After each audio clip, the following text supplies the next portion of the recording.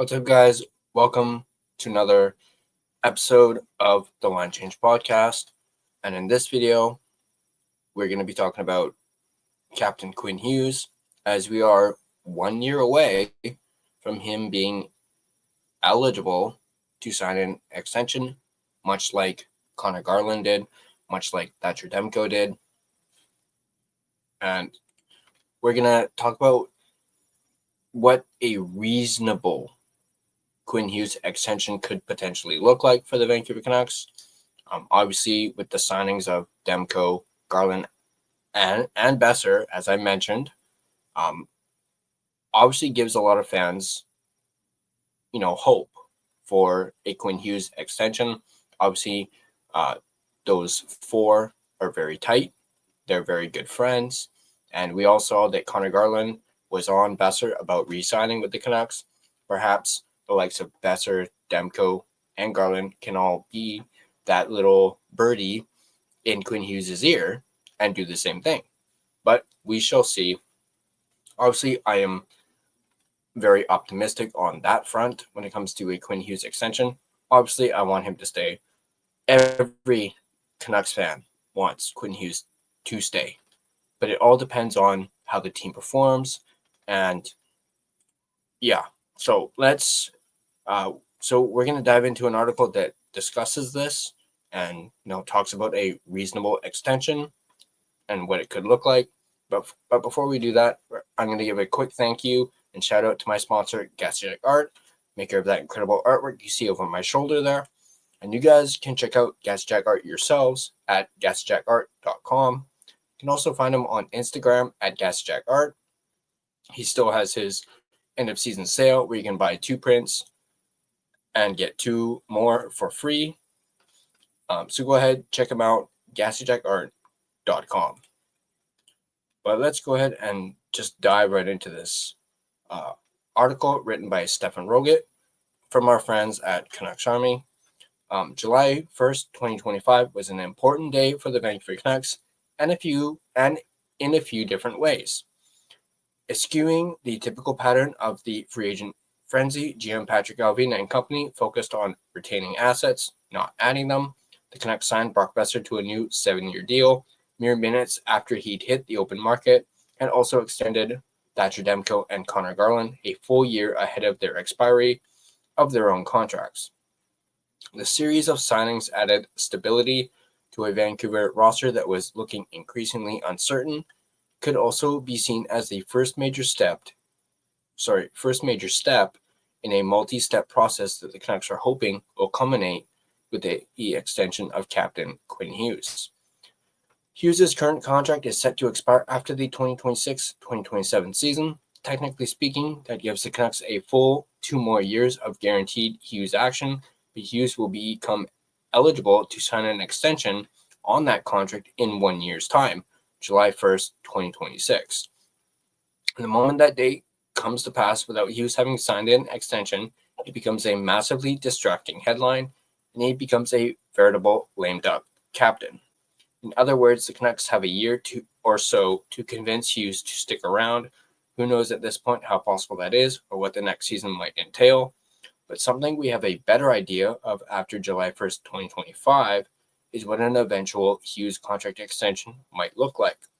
Now that the dust has settled on a brand new round of league-wide contracts, we won't bother guessing much at term because Hughes would have his choice in that matter. If he wants an 8-year extension, he'll get one. If he wants to sign a 4-year Austin Matthews-style deal to set himself up for another big payday at age 30, he can do that. And if he wants to extend for only 3 years so that he hits UFA status at the exact same time as his brother Jack, well, who's really going to stop him? Hughes and his camp could aim at any of those terms and still hit them without it having an impact on their salary demands. Hughes is that unique of a player that he sets his own market value, but on that front, what is the kind of salary that Hughes might demand? Should, for example, Hughes become the highest paid defenseman in the game of hockey? One might say no, and that Cale Makar deserves that honor with his 2 Norris trophies and a Stanley Cup under his belt. But Makar signed his current 6-year, $9 million AAV contract back in 2021, so it's no longer a fresh precedent. Makar is up for expiry at the exact same time as Hughes. If Hughes signs his extension, or rather if Makar signs his extension first, then he becomes the one and only comparable to Hughes, and a fair salary can be negotiated from there. If not, we'll have to look elsewhere for lesser comparables and work our way up. There's an argument to be made that Hughes and Makar are in a class of their own. Others who might belong in the conversation include Zach Werenski, currently entering year 4 of a 6-year, $9.58 million AAV deal, or Rasmus Dahlin entering year 2 of an $11 million AAV deal, but both should be ranked and probably paid at least a clear step behind Hughes. As of this writing, there are 11 NHL defenders set to earn a higher AAV than Makar in 2025-2026. They are Eric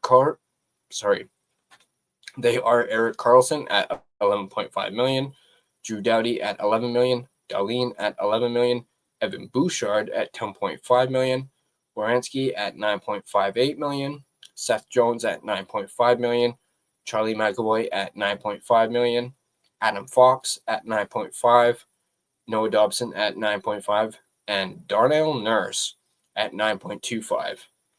Based on whatever quality you want, offensive production, importance to the team, award nominations, leadership, and it's hard not to argue that Hughes belongs at the very top of this group. So that is where his salary belongs then, at least $11.5 million, and probably higher than that. Well, the short answer is yes, but the longer answer leans heavily towards the probably higher than that, because Hughes can and probably should be asking for a fair amount more. As good as all these aforementioned defenders are, minus Makar, and maybe one or two others, they still don't really belong in Hughes' class of overall impact. He's not just a yearly Norris candidate, but he's someone who should reasonably be on the Hart Trophy shortlist on an annual basis too. If that award was actually voted on for the basis of quote-unquote most valuable, that means we probably have to start examining the uppermost tiers of NHL salaries to find our real answer. If we take Carlson and his $11.5 million as the league's highest paid defender and set that as our new low bar, we'll find another 8 players entering the 2025-26 season with a higher AAV. Those players are Leon Draisaitl at $14 million, Austin Matthews at $13.25, Nathan MacKinnon at $12.6, Connor McDavid at $12.5, Mitch Marner at $12, Mikko Rantanen at $12, Artemi Panarin at $11.64, and Elias Pettersson at $11.6. This is probably easiest to understand in the context of the Canucks' own roster. Does Hughes deserve a higher salary than Pettersson? Absolutely, 100%, no doubt about it. So he begins to move up this chart as well.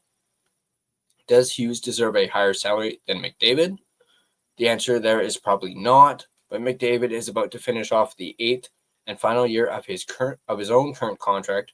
That $12.5 million figure is going to be greatly increased upon for McDavid's next deal, and whatever it ends up at could reasonably be seen as a negotiating cap on Hughes and everyone else's next contract. What about the rest of the list? Does Hughes, for example, deserve more than someone like Marner, Rantanen, or Panarin? Each excellent players in their own right, but with none of them truly being quote-unquote the guy on their own rosters. It seems pretty easy to make an argument for him to eclipse them. What about that MacKinnon, Matthews, and Draisaitl group? Here we might have finally found Hughes' true peers. Each of them is and has been in the conversation for MVP awards. Each is both the best player and an established leader on their own team, and each is still very much in the prime of their career. Let's focus on Draisaitl, who has both the highest and most recent salary among the group. There are some arguments to be made that Draisaitl deserves the higher salary of the two. Right or wrong, forwards tend to be paid more than defenders, and raw point totals are still the best predictor of salary. Draisaitl just closed out his 4th 100-plus point season. He's got 1 Hart to Hughes' 1 Norris, along with an Art Ross, a Ted Lindsay, and the most recent Rocket Richard trophy.